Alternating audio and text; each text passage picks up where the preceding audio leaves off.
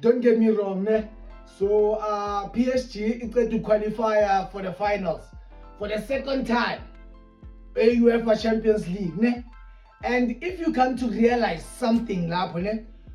Since Mbappe left, they have never played this amazing spell. And Mbappe manje Real Madrid. Look at what's going on with Real Madrid. Do you get what I'm trying to say? Angazi ukuthi understand.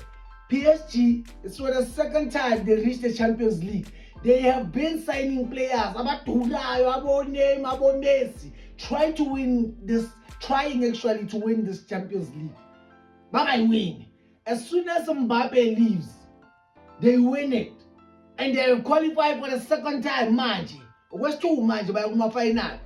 Wale Champions League, bringing in players and players. As two lives, man. But I win. But as soon as Mbappe leaves, they get that. Now who's Real Madrid? Real Madrid awuyibona ukuyabona apho ungaboni Real Madrid ku-Champions League. Ikhathi ze-Real Madrid manje lezi. Mina singabe sihlanya nge-Real Madrid manje. Baphi? Ngiyamthola. Football is a team sport. Oh, Nkosi yami.